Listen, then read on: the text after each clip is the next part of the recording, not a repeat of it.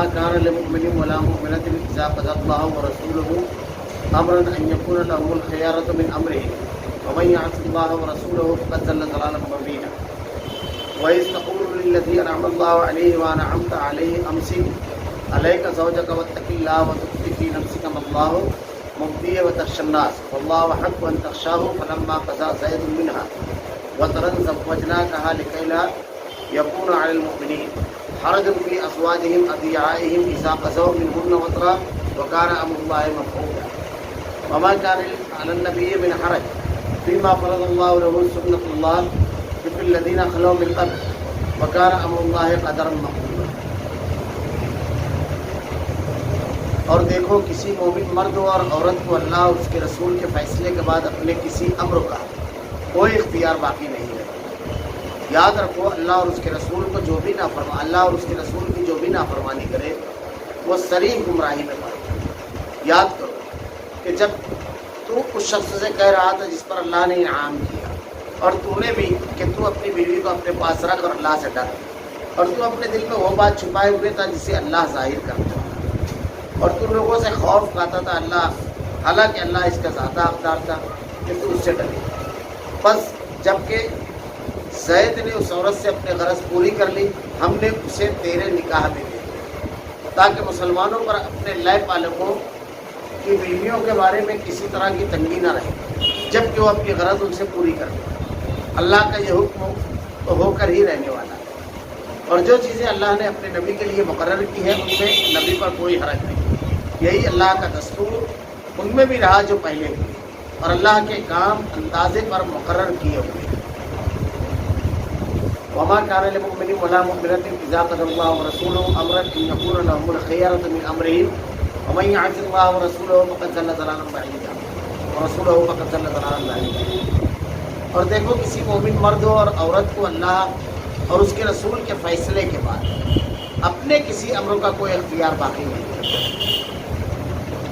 یاد رکھو اللہ اور اس کے رسول کو جو بھی اللہ اور اس کے رسول کو جو بھی نافرمانی کرے وہ صریح گمراہی میں پڑے. یہ ایک کھلا ہوا قاعدہ ہے اللہ رب العالمین نے جو بیان کیا کہ ہمارا کوئی بھی معاملہ ہو زندگی کا کوئی بھی مرحلہ ہو اگر اس میں اللہ اور اس کے رسول کی طرف سے کوئی حکم آ گیا کہ آپ کو اس طرح کرنا ہے تو اس کے بعد کسی مومن مرد اور عورت کو کوئی اختیار نہیں باقی رہتا یا وہ اپنی چلائے یا اپنی بات رکھے کہ میری سمجھ سے ایسا اگر ایسا کر لے بھی تو اللہ رب العالمین نے ارشاد فرمایا یاد رکھو اللہ اور اس کے رسول کی جو بھی نافرمانی کرے وہ صریح گمراہی ہے. جو آدمی ایسا کہتا ہے وہ صریح طور پر گمراہ ہے. آدمی عام طور سے بہت سارے امور میں معاملات میں جہالت میں یہ کام کر جاتا ہے یا کر جاتا ہے ایسا جیسے اللہ رب العالمین نے وارثین کے لیے ترکہ طے کر دیا یہ اللہ کا حکم ہے کہ بیٹے کو اتنا ملے گا بیٹی کو اتنا اور بیوی کو اتنا یہ اللہ نے طے کر دیا. اب ایک آدمی بیٹھ کر کے اپنا حساب لگانے بیٹھ جاتا ہے کہ میرے مرنے کے بعد فلاں کو یہ دینا فلاں کو اتنا دینا فلاں کو اتنا دینا. اللہ کا حکم آ گیا اس کا اتنا اتنا حصہ متعین اللہ نے کر دیا. اب اہل ایمان کے لیے اس کی کوئی گنجائش نہیں ہے کہ اپنی طرف سے کوئی بات کرے. کبھی کبھی مالی امور میں نزاعات ہوتے ہیں اس میں بھی معاملہ ہوتا ہے تو کبھی کبھی کچھ جہالت کی باتیں تصفیہ کرنے والے کہہ دیتے ہیں کہ بھائی شریعت کے معاملات میں ایک طرف حالانکہ حل شریعت ہی سے. ایسے بے شمار امور ہیں جہاں زندگی میں یہ موڑ آتا ہے کہ اللہ کا حکم اس کے رسول کا حکم آ گیا تو آدمی کو فوراً سر کو جھکا دینا چاہیے. اس قسم کا مضمون آپ کو قرآن مجید میں کئی مقامات پر نہیں ملے گا. سورہ نساء میں اللہ نے ارشاد فرمایا کہ اگر اللہ اور اس کے رسول کا حکم آ گیا اس کے بعد اگر کوئی شخص اپنے دل میں تنگی محسوس کرے تو مومن نہیں ہے ایمان نہیں ہے اس کا. اور ایک فیصلہ اللہ کے نبی نے دیا تھا تو ایک شخص نے تنگی محسوس کی اسی بنیاد پر یہ آیت نازل ہوئی. اس آیت کے شان نزول میں بھی مختلف واقعات مفسرین نے نقل کیے.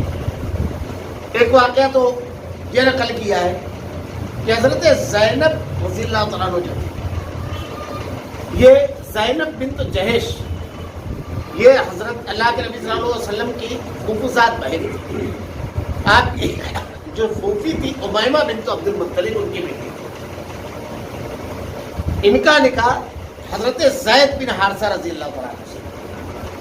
تو زید بن حارثہ رضی اللہ تعالیٰ عنہ عرب تھے، لیکن ایک حادثہ ایسا ہوا کہ ایک شادی کی تقریب میں ان کے والدین کے ساتھ یہ گئے ہوئے تھے اور وہاں حملہ ہوا اور یہ غلام بنا لیے اور یہ آ کر کے مکہ میں بکے. تو حضرت خدیجۃ الکبریٰ نے ان کو خرید کر کے اللہ کے نبی صلی اللہ علیہ وسلم کو ہبہ کر دیا اور آپ نے ان کو آزاد کر کے منہ بولا بیٹا بنا. اللہ کے نبی صلی اللہ علیہ وسلم کے منہ بولے بیٹے. تو ان دونوں کا نکاح کر دیا. نکاح کے لیے جب آپ نے حضرت زینب کو پیغام بھیجا تو انہوں نے کچھ تنگی محسوس کی، اس لیے کہ بہت ہی اعلیٰ خاندان کی قریش کے جو سردار تھے. اللہ کے نبی صلی اللہ علیہ وسلم کا گھرانہ جو تھا عبد المطلب قبیلہ بنو ہاشم کے سردار تھے اور ان کی بیٹی تھی وہ. اور بہرحال ان کے اوپر غلامی کا ایک دبا تھا، ایک ذرا سا ذہنی امانگی کا بھی مسئلہ تھا اور اسی بنیاد پر ان لوگوں نے کہا سنی بھی ہوتی ہے. ایک واقعہ تو یہ نقل کیا گیا، ایک واقعہ یہ کہ جلیبب نام کے ایک صحابی تھے. ان کے بارے میں مختلف روایتیں ہیں.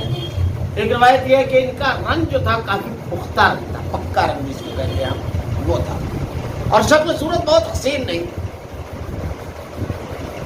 اللہ کے نبی صلی اللہ علیہ وسلم کی خدمت میں رہا کرتے تھے. بڑے ہی دیندار صحابی، بڑے ہی باغیرت باہمیت صحابی. اللہ کے نبی صلی اللہ علیہ وسلم نے ان کو کہا کہ نکاح کرو. کہا اللہ کے رسول مجھ سے کون نکاح کرے؟ اللہ کے نبی صلی اللہ علیہ وسلم نے ایک گھر میں پیغام بھیجا.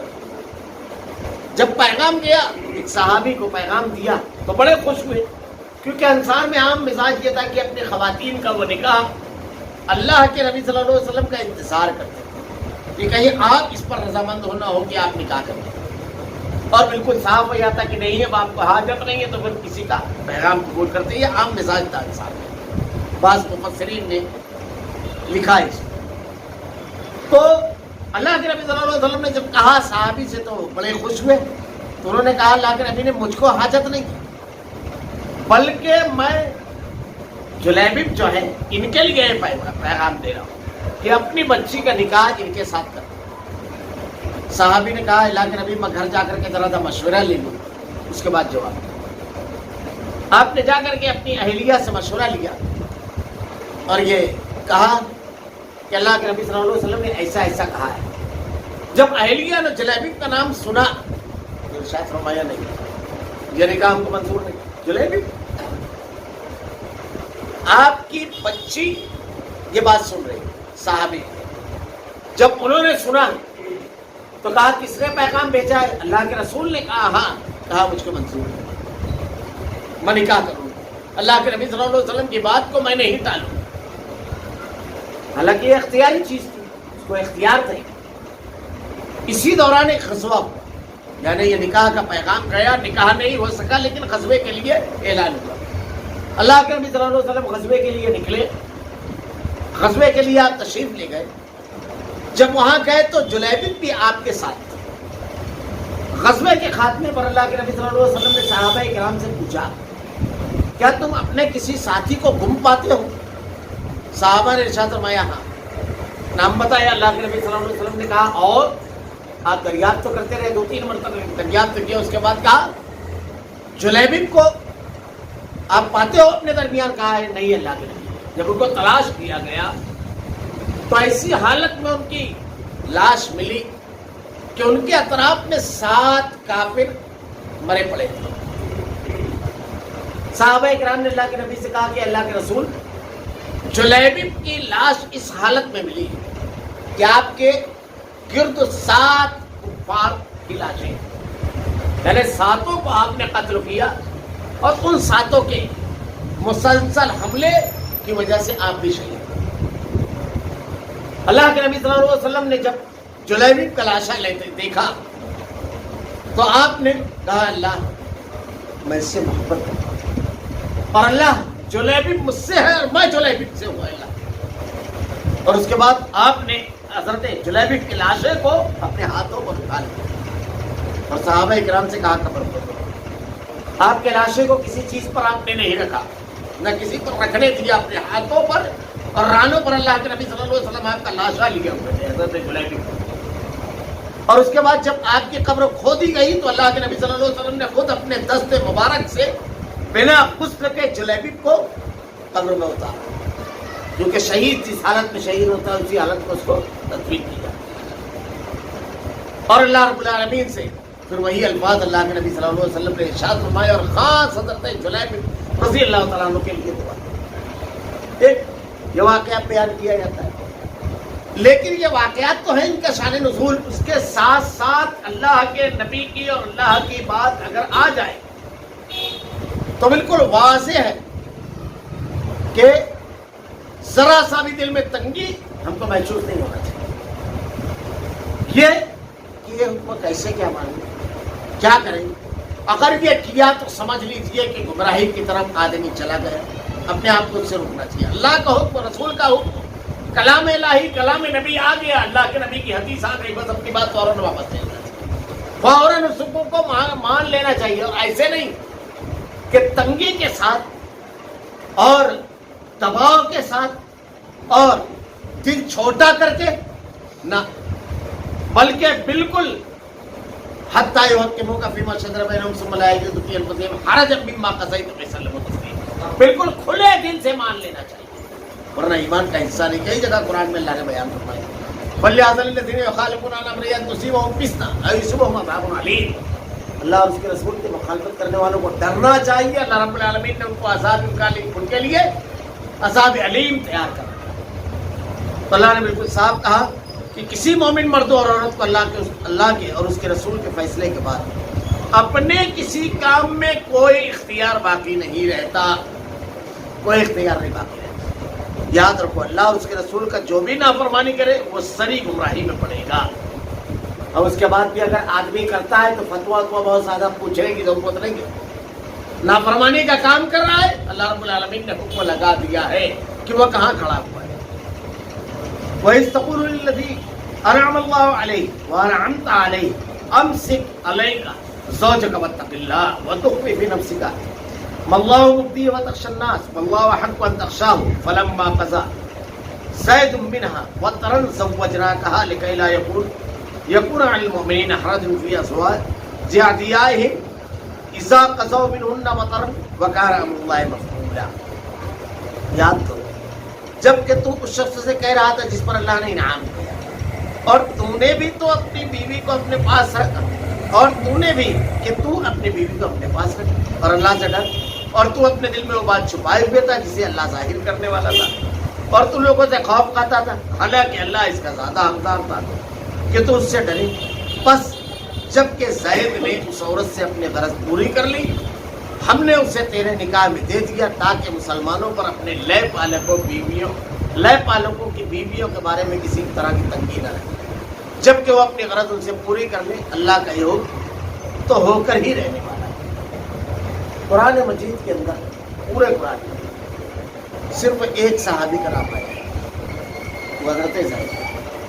جسے میں نے ابھی آیت تلاوت کی، صرف ایک صحابی کا نام آیا جو اللہ نے ارشاد فرمایا فَلَمَّا قَضَىٰ زَيْدٌ مِّنْهَا وَطَرًا زَوَّجْنَاهَا. صرف ان کا نام. واقعہ یہ ہے کہ ان کا اور حضرت زینب بنت جحش رضی اللہ تعالیٰ عنہ کا جب نکاح ہوا تو نکاح تو ہو گیا، لیکن دونوں میں ذہنی ہم آہنگی نہیں ہے. اور اللہ کے نبی صلی اللہ علیہ وسلم کو حضرت زید نے یہ معاملہ جب بتایا کہ دیکھیے اللہ کے رسول صلی اللہ علیہ وسلم ہم لوگوں میں ذہنی ہم آہنگی نہیں، حضرت زینب کے ان اسباب کی وجہ سے مجھ کو مسئلہ رہتا ہے. اللہ کے نبی صلی اللہ علیہ وسلم نے حضرت زید سے ارشاد فرمایا کہ آپ کے منہ بولے بیٹے کہ تم اس کا نباہ کرو، اور ادھر اللہ رب العالمین نے اللہ کے نبی کو وحی کی کہ ان کا طلاق واقع ہوگا، اور طلاق واقع ہونے کے بعد آپ کی بیوی بنی. اللہ رب العالمین نے اسی پس منظر میں یہ احکامات نازل فرمائے. اصل میں ایک بڑا مسئلہ اور بھی تھا کہ حضرت زید اللہ کے نبی کے منہ بولے بیٹے تھے، اور عربوں میں یہ دستور تھا کہ منہ بولے بیٹے کو حقیقی بیٹا مانتے تھے، یعنی تمام چیزوں میں اس کو حقیقی بیٹا مانتے تھے. جبکہ اسلام نے یہ حکم دیا کہ منہ بولے بیٹے کا کوئی اعتبار نہیں. وہ آپ کا منہ بولا بیٹا رہ سکتا ہے، ہوگا ٹھیک ہے، لیکن اگر وہ اپنی بیوی کو طلاق دے تو آپ اس کی بیوی سے نکاح کر سکتے ہیں. اور آپ کے ترکے میں اس کا کوئی حصہ نہیں رہے گا. آپ کا جو ترکہ ہے اس میں اس کا کوئی حق نہیں رہے گا. اور وہ حقوق جو آپ کے بیٹوں کو شریعت نے بیٹیوں کو دیے ہیں وہ نہیں رہے گا. لیکن اگر کوئی آدمی اخلاقی کچھ کرنا چاہتا ہے تو ایک الگ بات ہے، وارثین میں سے نہیں ہے. منہ بولے بیٹے کے جو احکامات ہیں، یعنی ماں اور باپ دونوں نہ ہو، اخلاقی، اخیاقی، اللہتی، یہ الگ ہے. وہ بات میں انشاءاللہ کسی مقام پر میں بتاؤں گا اس کی تفصیل. یعنی ماں ایک باپ دو، باپ ایک ماں دو، وہ ایک الگ ہے. منہ بولا اگر بیٹا ہے تو اس کا معاملہ یہ ہے کہ وہ منہ بولا ہی بیٹا رہے. اس کی بیوی کو اگر وہ طلاق دے دیتا ہے تو وہ پہلے شوہر کے لیے جائز ہے. مشرکین مکہ اس کو بہت برا مانتے تھے اور بہت ساری رسمیں اسلام نے جو توڑی ہے، بہت ساری چیزیں جو لوگوں کے درمیان بہت عام تھی اس کو توڑ دیا گیا. اس میں کیے گئے چونکہ اتنا زیادہ اس معاشرے کے اندر گھرا ہوا تھا یہ معاملہ، تو اللہ رب العالمین نے اللہ کے نبی صلی اللہ علیہ وسلم کے ذریعے اس کو کیا. اور روایتوں میں آتا ہے کہ اللہ رب العالمین نے اللہ کے نبی پر وحی کی کہ ہم نے اس کا نکاح آپ سے کر. اس لیے حضرت زینب بنت جحش رضی اللہ تعالیٰ عنہ، ان کو جب اللہ کے نبی صلی اللہ علیہ وسلم نے پیغام بھیجا تو حضرت زید کو ہی بھیجا، زید بن حارثہ رضی اللہ تعالیٰ عنہ. یہ جب گئے تو کہتے ہیں کہ حضرت زینب کی پشت تھی میری طرف اور وہ کچھ آٹا وغیرہ شاید بھول رہی تھی. اللہ نے ایک آڑ کر دیا، مجھ پر ایک ہیبت سی طاری ہو گئی. یعنی جو کل بیوی تھی اب ام المؤمنین ہونے والی تھی، معاملہ تو ختم ہو چکا تھا، طلاق واقع ہو چکا تھا. آپ نے کہا کہ اللہ کے نبی صلی اللہ علیہ وسلم پیغام دیتے. اللہ رب العالمین کا حکم جب پہنچایا گیا، آپ نے اس کو قبول کیا حضرت زینب نے. اور حضرت زینب رضی اللہ تعالیٰ عنہ جو تھی، حضرت زینب، تو اللہ کے نبی صلی اللہ علیہ وسلم کا پیغام انہوں نے قبول کیا. وہ اکثر کہا کرتی تھی حضرت زینب کہ اللہ نے آسمان سے میرے نکاح کے لیے حکم نازل فرمایا، رب العالمین کا میرے اوپر اتنا بڑا کرم انعام ہے. تو حضرت عائشہ آپ سے کہتی تھی، یعنی دونوں اللہ کے نبی صلی اللہ علیہ وسلم کی ازواج تھی، ہماری ماں. تو کچھ چیزیں ہوتی ہیں جو آدمی کے لیے بڑی احساس کی چیز ہوتی ہے. حضرت زینب کے لیے بہت بڑا اعزاز تھا کہ اللہ رب العالمین نے ان کے نکاح کے بارے میں آسمان سے حکم نازل فرمایا تھا، بہت بڑا اعزاز تھا. تو حضرت عائشہ صدیقہ حضرت زینب سے کہتی ہے پلٹ کر کے، میں وہ ہوں کہ اللہ رب العالمین نے میری برات کا اعلان آسمان سے نازل فرمایا. تو حضرت زینب کہتی ہے واقعی آپ کی افضلیت ہے. اور اللہ کے نبی صلی اللہ علیہ وسلم کی سب سے محبوب بیٹی تھی حضرت عائشہ صدیقہ. تو اللہ رب العالمین نے یہ حکم دے کر کے اس پورے معاملے کو بالکل صاف کر دیا. اب یہی چیز تفصیل سے بیان کی گئی. اور بیویوں کے بارے میں ما کان علی النبی من حرج وما فرض اللہ له سنت اللہ فی الذین خلوا من قبل وکان امر اللہ قدرا مقدورا. اور جو چیز اللہ نے اپنے نبی کے لیے مقرر کی ان میں نبی کو کوئی حرج نہیں. اللہ رب العالمین نے مقرر کر دیا، یہ اللہ کا حکم ہے. اب یہاں پر دیکھیے ذرا پوری بات پورے پس منظر سے غور کیجیے. پہلا معاملہ جو بیان کیا گیا کہ اللہ اور اس کے رسول کا اگر حکم آ گیا تو معاشرے سماج اپنی محبت، اپنی اپنائیت، اپنے تعلق کسی کے بھی خلاف فوراً مان لینا چاہیے. اور پھر میں نے پیچھے جلیبیب کا واقعہ بیان کیا، بلکہ روایت میں یہ جملہ ہے کہ اللہ کے نبی صلی اللہ علیہ وسلم نے حضرت جلیبیب کا نکاح کے لیے رضامندی ظاہر کرنے والی اس خاتون کے لیے خاص طور سے دعا کی کہ اللہ اس کی حفاظت فرما، رب العالمین اسے برکت دے، خیر دے. صحابہ اکرام کہتے ہیں کہ انصار میں کوئی خاتون ایسی نہیں تھی جس کے لیے اتنے نکاح کے پیغام آئے جتنے جلیبیب سے نکاح کی رضامندی ظاہر کرنے والی خاتون کے لیے آئے. یہ ایک چیز تھی. اللہ رب العالمین نے وہ چیز کی وجہ سے، اللہ کے نبی کے حکم کی تابعداری کی وجہ سے، اس کی برکت کی وجہ سے وہ چیز دی تھی. اگر ہم اللہ کی اور اس کے رسول کی تابعداری کرتے ہیں تو کبھی کبھی ایسا ہوتا ہے کہ کوئی چیز ہم کو ناگوار لگتی ہے لیکن وہ ہمارے لیے بہت مفید ہوتی ہے جس کو ہم نہیں سمجھ پاتے. اور اللہ رب العالمین ہر چیز ہمارے فائدے کے لیے ہم کو نازل کی ہے، ہر چیز. اور کوئی حکم ایسا ہوتا ہے جو سماج اور معاشرے میں برسوں سے چلا آ رہا ہے اور ہم کو اس کے بالکل خلاف کرنا ہے تو بڑا جی کڑا کر کے مضبوطی کے ساتھ کیا جاتا ہے. دیکھیے اللہ رب العالمین نے اللہ کے نبی کو حکم دیا نسلوں سے جو چیز چلی آ رہی تھی اس کے خلاف اللہ کے نبی صلی اللہ علیہ وسلم نے فوراً اس کے اوپر عمل کیا. اللہ کے نبی صلی اللہ علیہ وسلم نے اس رسم کو اس کو توڑ دیا. تو رسم و رواج سماج اور معاشرے کے بنے ہوئے ضابطے اگر اللہ کے نازل کردہ احکامات کے خلاف ہو تو اس میں سے ذرا سا بھی جھجک آدمی کو نہیں محسوس کرنا چاہیے. جو چیز اللہ نے اپنے نبی کے لیے مقرر کی ان میں نبی پر کوئی حرج نہیں. یہی اللہ کا دستور ہے ان میں بھی رہا جو پہلے اللہ کے نبی سے پہلے جو انبیاء کرام تھے ان کو جو احکامات اللہ رب العالمین نے دیے اس دور میں اس وقت میں اس کے اوپر فوراً انہوں نے عمل کیا. اور اہل ایمان کا بھی یہی وتیرہ ہے. سمعنا واطعنا قرآن میں مختلف مقامات پر کہا گیا ہے اور اللہ کے کام اندازے پر مقرر کیے ہوئے ہیں. اللہ رب العالمین کے جو کام ہیں بالکل مکمل اس لیے کہ کسی ڈر یا سطوت انہیں اللہ کا پیغام پہنچانے میں مانے بنتا تھا نہ تال و تشریح اور کوئی چیز. یعنی خاص حکمت اور مصلحت پر مبنی ہوتے ہیں. معاف کیجیے گا میں پچھلی آیت کے بارے میں بول گئے. اللہ کا جو کام ہوتا ہے بہت خاص حکمت اور مصلحت پر مبنی ہوتا ہے. اور اللہ رب العالمین کا جو بندہ جس کے دل میں اللہ کی محبت اور ایمان راسخ ہوتا ہے تو فوراً اس کو سمعنا واطعنا کہتا ہے. اور دنیا کے اندر جو احکامات ہوتے ہیں دنیاوی حکمرانوں کی طرح وقتی اور فوری ضرورت پر مشتمل ہوتے ہیں. اس طرح ان کا وقت بھی مقرر ہے جس کے مطابق وہ وقیف تصویر ہوں گے. اللہ رب العالمین کے جو احکامات ہیں تو اس میں جو احکامات دیے گئے آگے بھی انشاءاللہ العزیز اس کی تفصیلات آنے والی ہے کہ اللہ رب العالمین نے لے پالے پیٹوں کے بارے میں جو ہمارے یہاں ایک سماج اور معاشرے میں وہ آگے آنے والی ہے. ایک اور چیز بھی ہے کہ اگر لے پالک بیٹا ہے منہ بولا بیٹا ہے تو اس کے نام کے آگے اپنا نام نہیں لکھ سکتے. اس کا جو حقیقی باپ تھا یہ آگے آ رہی ہے اس کا جو حقیقی باپ ہے اسی کا نام لکھا جائے گا. تو شریعت کے جو احکامات ہیں اس کو ہر مرحلے میں ہر مقام پر مختلف مصلحتیں حکمتیں سماج میں یہ چلا رہا ہے بعد میں یہ ہوگا یہ تمام چیزوں کو سامنے رکھ کر کے اس کو چھوڑا نہیں جائے گا بلکہ اس کے مطابق اس پر عمل کیا جائے گا. اللہ رب العالمین نے جو حکم دیا ہے اللہ رب العالمین سے دعا ہے کہ رب العالمین ہمیں قرآن کو پڑھنے سمجھنے اور جو اللہ کا حکم ہے کشادہ دلی کے ساتھ چاہے کتنا بھی مزاج کے خلاف ہو اس کے اوپر عمل کرنے کی توفیق دے اور اس کے مطابق اپنے کردار و عمل کو ڈھالنے کی توفیق دے اللہ کے نبی کی تعلیمات پر عمل کرنے کی توفیق دے اور اس کے مطابق اپنے آپ کو بڑھانے کی توفیق دے. اللہ ہمارا خاتمہ ایمان پر فرما. ربنا لا تزغ قلوبنا بعد إذ هديتنا وهب لنا من لدنك رحمة إنك أنت الوهاب. سبحانك اللهم وبحمدك أشهد أن لا إله إلا أنت